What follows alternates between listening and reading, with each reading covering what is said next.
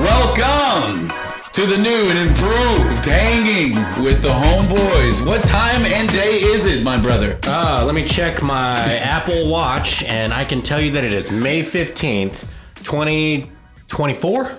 Okay. It is. I'm here. Still here. That's right. You're here. Chris Glenn, Coldwell Banker, American Home. That's right. Luke Thompson, same place. That's right. We're feeling good. We're glad to be back, and we got some really cool stuff for you guys today. Yeah. Where are we going to start? Are we going to start with this Homefield Advantage? Yeah, absolutely. Yes, we got to get them started with the Homefield Advantage immediately, and we got a couple of stories for you guys. You know, whether you're selling real estate or whether you're a buyer of real estate or you just like the way we look. There's plenty of those. Yeah, I think. Yeah. I want to talk about a buyer situation that I'm going through right now, and we're going to keep things completely anonymous because it doesn't really matter who is dealing with this. It's just the what and what you can possibly do about it, and really some questions that I still have about why it got to where it got. So even if this is you and you hear this and you think, wow, he's talking about me out in public, nobody knows. That's right. He didn't even tell me who this is about. One time we talked about an agent, and we didn't tell any of the other agents which agent we were talking about. That's right. It was anyway, moving on. Exactly. Privacy is important to us. So this is a deal where I'm helping some buyers buy their dream home, and it took 3 tries at buying a home before we finally got an offer accepted. These people were pre-approved. All of their assets had been verified by the loan company, and our contract was selected, and we are feeling great. Tony the Tiger style, okay?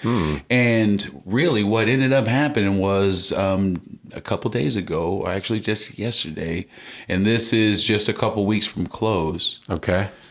We have found out that our buyer, one of the two, owes the state a substantial amount of money, somewhere to the tune of $16,000. 2 weeks before closing, you said? 2 weeks before At closing. this stage, you guys are so deep. You guys have paid for inspections. You've paid for appraisals. You know, you've negotiated repairs. Not to mention the emotional aspect of we've lost out on 2 houses that we thought we wanted. This third one turns out to be the best that we think we've gotten. We actually have it.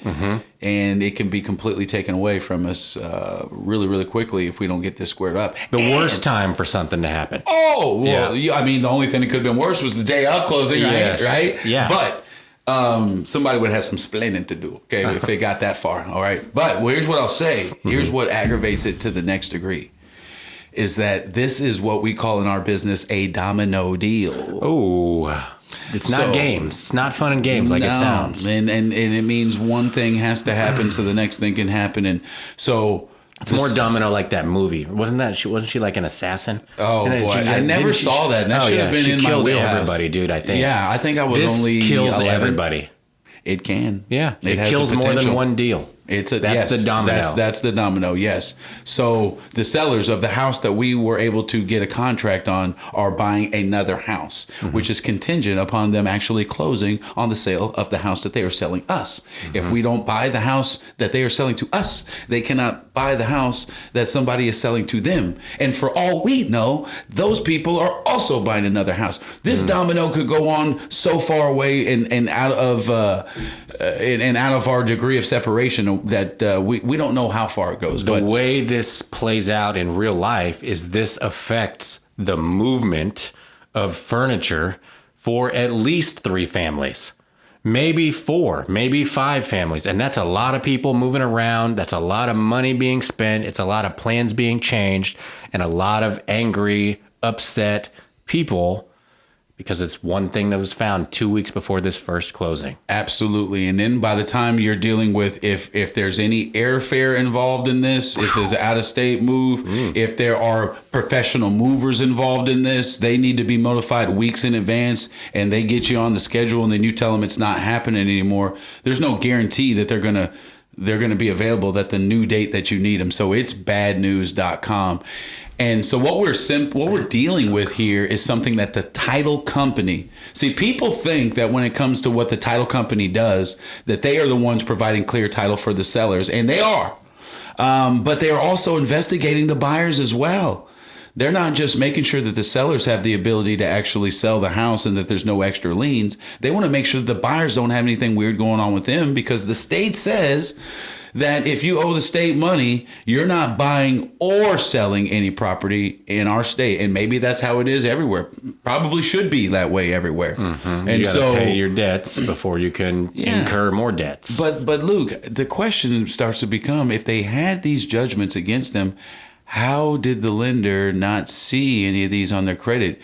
Could it be a situation where our state is simply not reporting these things to the credit bureaus? Maybe there's money involved in that they don't want to pay. Well, and maybe they don't. It could be that the state doesn't want to pay a fee. It could be that the state is looking out for you and not wanting to damage you by hurting your credit score as well. You know, it hurts now. Yeah. It really hurts. Now, to be fair, this buyer should have known that, and they probably did know that, and they were hoping that they could move on without that. It doesn't make it hurt any less.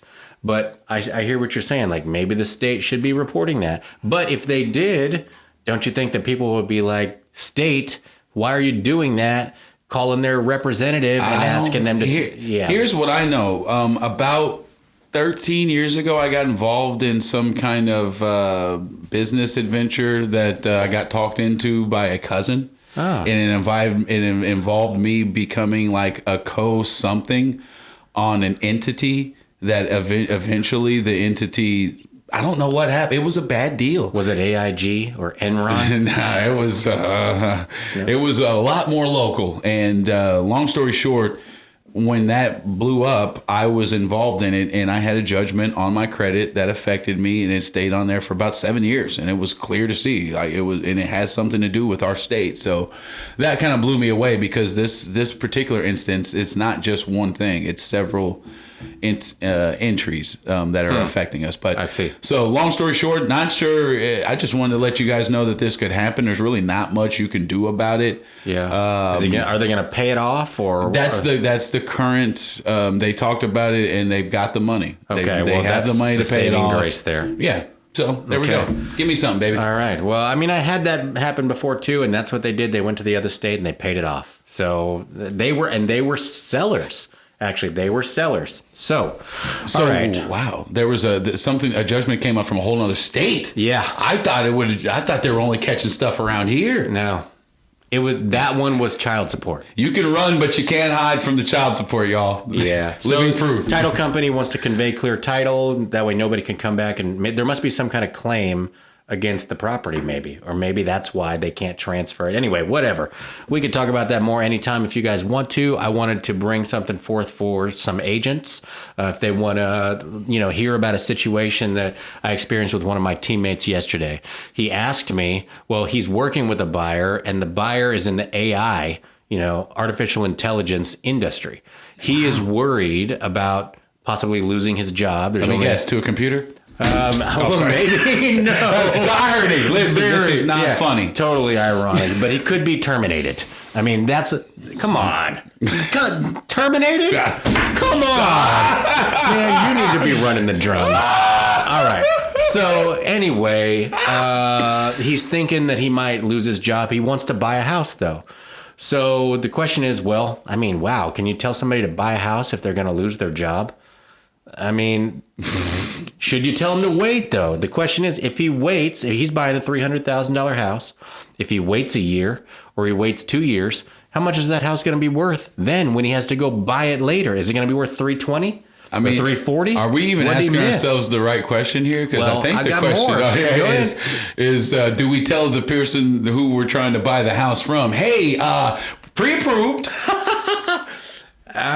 Good question. Because very good question. Because we know that in this process, they're going to verify his employment today. Yeah. And they're going to verify his appointment a week before close. He didn't get a message from the future. Like, he does not know that he's losing his job. He's just worried because he's in the tech industry, I mean, I think...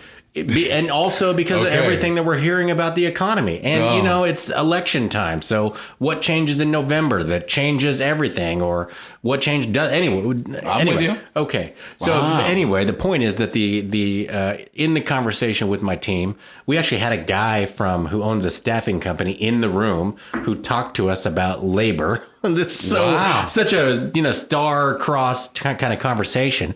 But what we came up with in the end was, okay, does this buyer have a nest egg? Right? Was he in this price range? It's possible he was planning to put down $40,000, $50,000, $60,000, maybe not.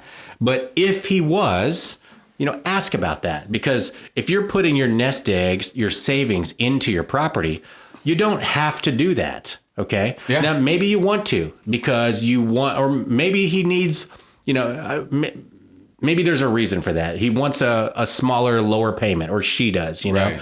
Well, or his grandpa told him that if he puts anything less than 20% down, he's a darn fool. Yeah. They used to tax him for $6 a month for MIP back in the day. First piece of advice was hang on to the nest egg if you can. Like maybe you make a smaller down payment instead of $40,000. Yes. Make a $9,000 down payment. Make a $15,000 down payment. So keep your liquidity high when there's any kind of weirdness in the job. That way, if you lose your job, then you have a buffer to go, an emergency fund to go and find another job. And then the other part of it is, maybe you're really locked in on the idea of that down payment. So if you have a 401k, you can actually borrow from your 401k. Okay, you can take the money out, use that as a down payment. Yeah, you pay a little bit of interest on it, but that's the only reason you can borrow from your 401k. You can't, there might be others, but not a lot of them. You can't just go borrow from the 401k because you need a new wardrobe. Well, actually, we gotta be careful. We gotta be careful.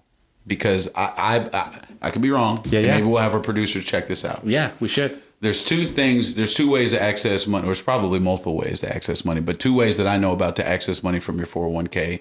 One of which is an actual disbursement.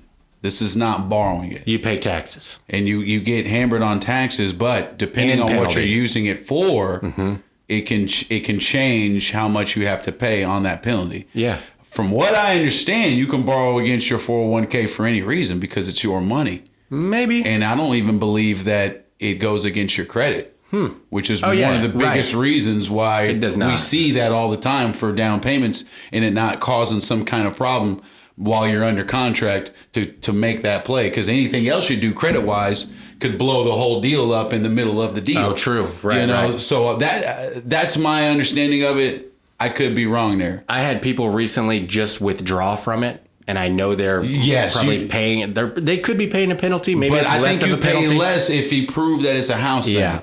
If you're there's an exception for borrowing for a house. Anyway, the point is it's advantaged, right? Yes. If you're using it for real estate, if you're using it for your home, you have an advantage over just pulling money out of your 401k.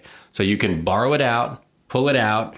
And then you can put it back in is the point. Then the other part of the conversation was, okay, if the market is going to crash, right? If people are worried about the economy going down, then when you pulled the money out, the stock market was high and you have the money in your hand.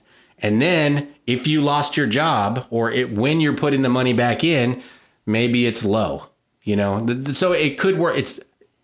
I haven't gone through the other side of it to know what the other circumstances might be that make you lose, but you have options is what I'm saying. And a guy in that industry, may be able to still buy and feel safe if he has a nest egg. And the other part of the conversation was that my agent didn't know what he was going to do.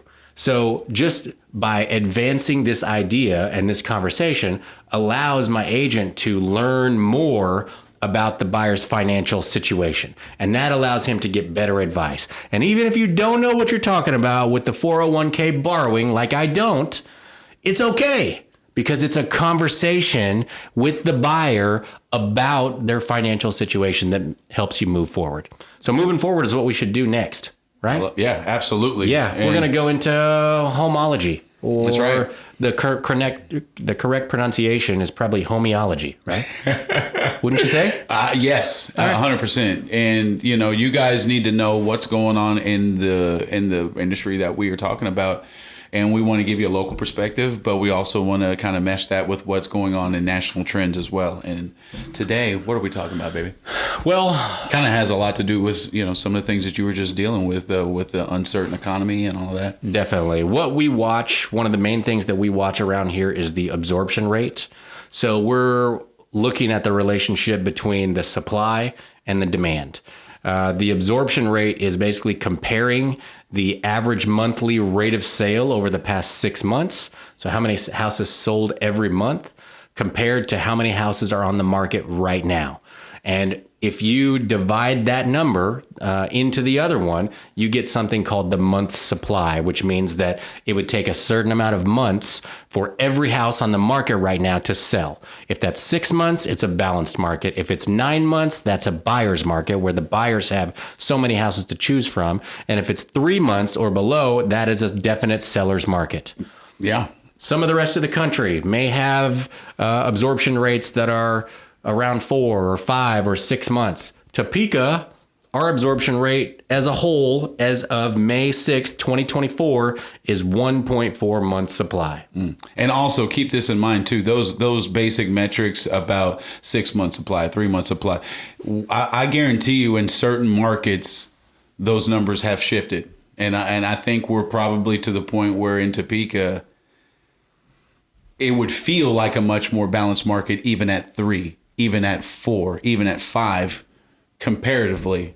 And if 6 is going to be so many years away, then we might have to rethink what we believe a balanced market is, you know, because it could be based on statistics that are no longer relevant to today's society. As it stands right now at 1.4 months supply, what we're feeling out there when we're with a buyer and we're in a house that we know everybody likes is that it's possible we're going to be in a multiple offer situation. How many have you been in recently? And, you know, on the buyer side, and let's just say the past 3 months. We didn't total this up before. Oh, more than 10. I mean, Okay. It's not even. There you go. I'm heavy on the list side, so I've probably been in 4, maybe. Yeah. I don't know, something like that. So that's multiple offer is happening all the time still. It's not, yes, we do have conversations about being able to buy a house for under the list price sometimes. Yeah. But again, with these cream puffs, with these perfect houses, with the ones that are priced low, or even right on par, we know that there's going to be a multiple offer situation. Or we can expect that and ask the questions that lead us to learn that. Now, in terms of month supply, in price ranges in Topeka, we have seen a very slight increase under 350,000. Like there is one segment, 300 to 350, where it's gotten up. Oh man, it's climbing to 2.1. 2.1. It's still very strong seller's market. Yeah. Up to 350,000. But when the last 3 years have been even more scarce than 2.1, 2.1 is all of a sudden feeling like, oh wow, we've got choices, you know. But it's everything is relative. But what he is saying here is that it's really the tale of two cities going on here, where overall our absorption rate is 1.4, but most of the heat is coming from people who are not currently homeowners. Okay, first-time home buyers or people who are trading in rent for a mortgage. That's where all of the heat is coming from. All the activity. Most of the activity is coming from there. The people who already have a house and presumably already have a low interest rate because things got extremely low in the pandemic, we're talking rates that we may never see again or will not come again unless another type of pandemic / war or global event happens. 2.5, 2.75, 3, 3.25. 2. I mean, we've got people that did some crazy stuff. And so what does that mean? That means now when it comes to buying a house where the market rate is about 7, you have to have some external motivating factor to trade that interest rate in for something. You really need to be having to go somewhere. New job. Just be okay with it. Or you just know that this is the historically average interest rate and not be worried about, the fact that you had a better situation before. Some people might just move on. Some people might not realize that. And that's also okay. Those people have what we like to call in the business FU money. which means no matter what they're saying on the news about the economy being bad, no matter what's going on, because they've insulated themselves from the market pressures, interest rates don't matter. But these are the type of people who probably aren't even going to be, they're going to be paying cash anyway. Most of the people that we know, most middle-class citizens, they're hurting right now. The stuff that we're hearing on the news, we talk bad about the news a lot because they can sensationalize anything. Mm-hmm. But this economic situation that we're dealing with is absolutely real. The metrics are there when it comes to repossessions on cars. See, pandemic stopped a lot of people getting foreclosed on their houses with a lot of rules to help people during that time. But that never changed when it came to getting your car repossessed. The pandemic didn't stop that. And the numbers are out there. Repos are way on the rise. Repos? Yes. Yeah. Which means there's a lot of people that are in a worse economic situation than they were when they bought their car. I'd like to see how that is relative to pre-pandemic or 15 years ago. Bro, I'm watching. It's bad. The repo rates are higher than they've been, since historically? Like 08, 09 type bad. Like it's, and so what does that mean for the car industry? Well, guess what? It means that the people who have good cars, good trade-ins, who could go buy another car and then trade that in so that there would be fresh supply of the used car, they're not buying. The interest rates are too high. The prices of the new cars are too high. And unless your car just got hit by a gigantic deer, you're not thinking about trading that thing in. So that means the few used vehicles that are out there, the price goes up. Price even. It's the same thing. It is the same thing. You wouldn't think it would be that way, though. You'd think that there would be more cars, but there's not, because the supply is actually fueled by people putting their cars, putting their houses back on the market. Or buying a brand new house or buying a brand new car. Why would you buy a brand new house right now? They raised the rates too fast. Even the builders are having a hard time. Yeah. Because of the rates. So we're supposed to, the rates were supposed to be down already. We're hearing at the end of the year, the rates will be down. I heard 6.5 the other day. I guess we'll see. We'll keep talking about that. I don't mean to take you to another place here. No, man, it's almost like it's the tale of two cities again, because on one hand, we have many metrics that say the economy is struggling and normal people are having a hard time. But unemployment rates continue to be the best they've ever been. Stock market is out of control. Yeah. And these are the factors that are making it hard for the Fed to lower interest rates, because they actually want to see unemployment go up before they do that. They need to see signs of an economy slowing down. And even though for the everyman, the economy has slowed down, for the big money people, there's still a lot of economic development happening that is causing the Fed to be careful about lowering rates. With respect to our segments, just to circle back a little bit, that's all great thought, great insight. And we'll talk about this a lot more on a weekly basis. To circle back to absorption rates in Topeka, like how we're measuring that supply and demand is above, and right in line with what Chris is saying, is above 350,000. Our absorption rate is about 4.3, wow, 6.7, and 7.6 when you're going up to 500,000. So these are balanced markets. So this is 4 to 5 times the amount of supply once you eclipse $350,000. Yeah. So you would think, wow, those people that have the money to buy those houses, they can just buy them anyway. It's funny the way you said that too, because you're saying the amount of supply, but it's actually not quite that, because if you go back 3 years, there was actually more sales that were happening right now. There were more sales. So it's not even just that the supply is so low, it's the supply and the demand. Yeah. The amount of people that are actually searching for these houses and trying to buy them is lower. This amount of houses might actually be as high as it was or the same as it was 2 or 3 years ago. We don't have the buyers. Since it's, we don't have as many the buyers. And it goes to those things that we're saying. Yeah. As conservative people are watching the news and they're seeing what it takes to buy a house. And then the final part of it is if you have a child in the house who wants to get out into the world with all these prices going up for rent, they're probably going to be staying in your house a lot longer. We're going to have more people staying in the house, multi-generational situations when economies recede, which makes it hard to sell that house that your kids grew up in when they're still there. Oh, this is the other part. Yeah, I'm sorry. I was going to apologize to everybody right now. We'd like to issue an apology right now because there have been no jokes in the last 5 minutes. I mean, I don't think we've laughed at all. You know, we want to let you guys know that that's important to us. Yes. Don't you think? But laughing at the bad economy is, kind of in poor taste, A little bit. That's part. That's actually one of the main veins of my humor is poor taste. That's right. I mean, listen, my guy was either going to buy a bunch more clothes for his wardrobe, or he was going to do 75 hard to lose so much weight that he didn't have to buy any new clothes. And with the economy being what it was, it made more economic sense for him to just lose the damn weight. Definitely cheaper. I'm going to look like I'm from the 80s and, I'm in Full House, but that's okay because that was a good time in my life. That's right. Yeah. And, so, I mean, this is segueing into another one of our segments called Full House. That's right. Yeah. And in this section, we talk about whatever we want, really. Anything that has to do, every time I mention that, I just think of Danny Tanner in that living room. You got Uncle Joey, Uncle Jesse, you got the whole family. And then, talk about multi-generational living. I mean, we had that. It was, people were getting crushed back then, man. What? Mention that. What your, that was one story that you meant, or one idea that you mentioned. I want to hear a little bit more about that.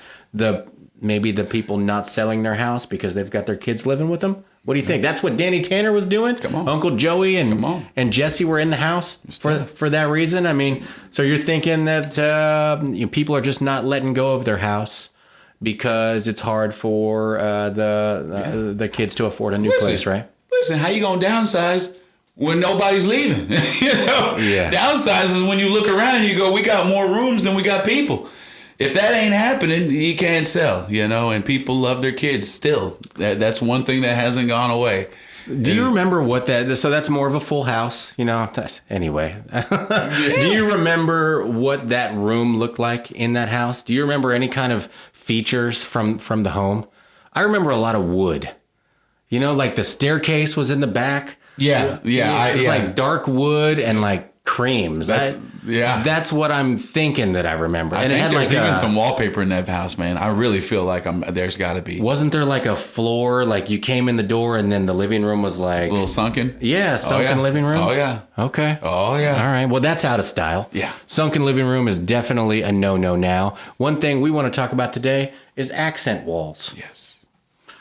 You said that you have never even accidentally stumbled into an accent wall in your own. No, not in my own craftings. I'm kind of like, let's keep all the walls the same color. But you happen to be in front of the only accent wall that we have in this studio.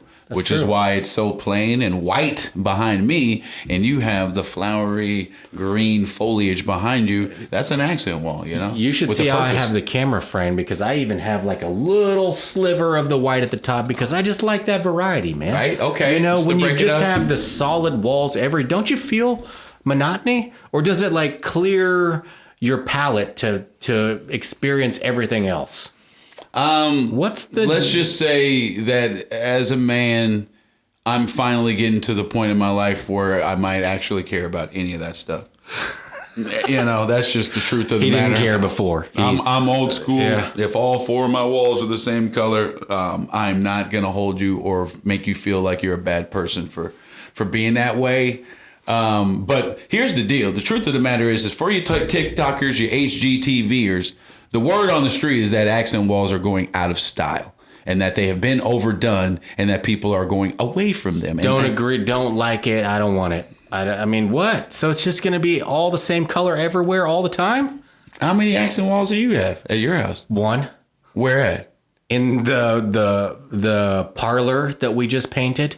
Oh, so you just crafted this? We just put it in an accent wall. No wonder he's so damn hurt. No wonder he's butthurt about this. He just spent money on the thing. See? Let me guess. And you remodeled the basement with a bunch of gray floors and gray paint everywhere too. Did you do that 10-year-old trend? I mean, we did it in the house we sold. You know, and It still actually works. we're thinking about painting our downstairs as like beach colors from the people before. Yeah, and and we're I love annoyed that. by it. Like, no, it's we're a down little there. loud. It's like, man, it's too much, you know? So we're thinking half your about... shirts look like that, and now I you know. want to hate on it? Wow. And I'm the guy that likes the accent walls. It's those colors, okay? It's those colors. In our parlor, it's gray everywhere, right? And then we have like a very alive and green wall that's floor to ceiling. It's in between, kind of like two. It's an inset in the wall, and then we made it like a focal point, and we like it.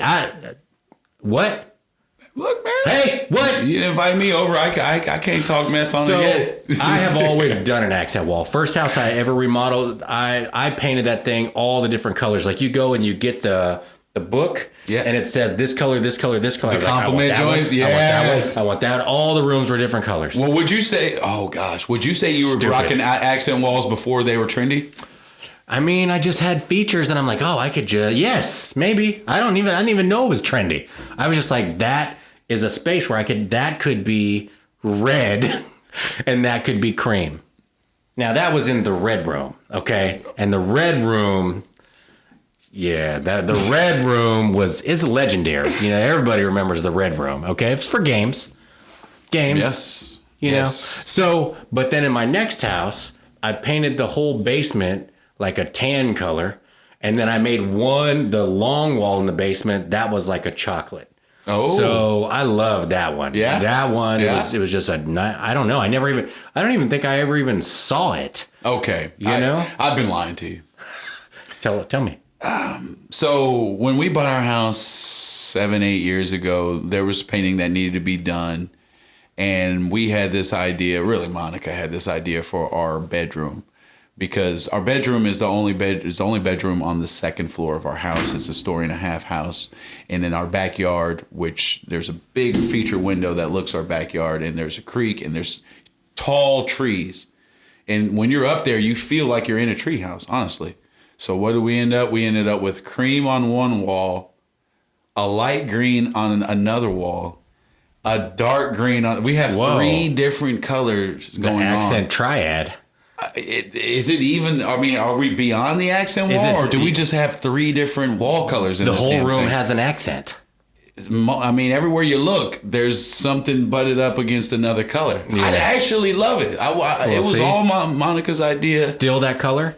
Yeah, all those colors. Absolutely. Yeah, I'm not mad at it, but it ain't the same as. I don't feel like that qualifies as an accent wall, because I feel accent wall is like everything's the same. And then we took one wall and then we took flooring and we put it up there vertically. You know they're doing that, right? They're taking the vinyl floors, you're right, and they're throwing that on the wall as an accent. And sometimes it's sharp. I'm not mad at it. So the article that I saw reading about accent walls that prompted this idea that they're out, it had the wall where they're taking the wood and they're having somebody who's good at carpentry and with a compound miter saw, and they're making all these shapes on the wall. Okay. That's what, but I don't know if they're just talking about color or if they're talking because about. That's that. Well, I think that's the evolution of the accent wall as we've gone along. I don't think any of these are brand new stuff. Yeah. But I think the accent wall went from let's do a different color to dimension. Right? Yeah. How do we come through with beautiful borders and or absolutely crazy shapes and stuff? And a buddy of mine did that on his exposed upstairs staircase. He took the wall on the staircase and he subdivided it, and it looks so look good. On your face was like, are you? I was seeing it. It does look. Oh, you were seeing it. Okay. I was trying to visualize. No, it looks. I was really like, good. is he gonna say this, and his buddy's gonna see this? That he's gonna say that it's bad? No, my boy Carlos Lopez. Look up his Facebook page because he actually spends 15 minutes showing you exactly how he did it all. Oh, nice. And it was sexy, and it was not that hard. Yeah, Amanda wanted to do one. And I was like, I can't do that. Like, there's no way I can make that. Like, if you just keep it to 45 and 90-degree angles, that's man, not what I'm going to surprised. do. I'm going to go wild. Like, it's going to be circles, man. Can you cut circles, Neil? You're a carpentry dude. Is that possible? He made this. You guys should see that thing. Neil made that thing. Yeah, Neil's what I'm trying to be when I grow up. And speaking of Neil, man, what else you got? We about to wrap this show up, Neil. Yeah. Have we forgotten anything? Anything you want to know about before we say farewell to our homeboys today and homegirls? That was your assignment. The home run, the home stretch, bro. What? Is there... Neil, that was your assignment. I need to calm down. Okay. It's fine. I mean, we tried something different, and apparently we're so good at our jobs. Let's circle back and let's do the house party one. Let's do that, okay? Since Neil didn't have anything that he thought was interesting in our thing today. So I was telling you that I saw the guy walking down the street today on 29th that has the Star Wars outfit on. Like the robe. He has the whole robe. Damn. He had the Sith mask. So he was like the Sith Lord. Yeah, he had the lightsaber. Yo, and a Doberman. He's got the Doberman, yeah. And he's just walking down the street and he was like looking at everybody that drove by. And I looked and I kind of got scared. You see this guy, don't you? So that's the sad part, is that I know who he's talking about, because we have a guy that walks a dog, usually with some fake weapon in his hand. Yeah. And he dresses up as Spider-Man. I think he's been Batman. Yeah. So I've never seen the Sith Lord costume, but I knew exactly who he was talking about because he's that Topeka notorious. Have you ever called 911? Hell no. I call 911 all the time, bro. I called on that dude. Stop. I do it, man, because I'm like, man, there's a plethora of reasons that I'm not going to discuss, and let's just move on to a positive guy like this. Okay, 911's really easy to call from your CarPlay. But the positive guy, there was a guy in Topeka who brought smiles to the world, known as, what's he known as? The Lamp Dancer. That relates to houses. He has a lamp.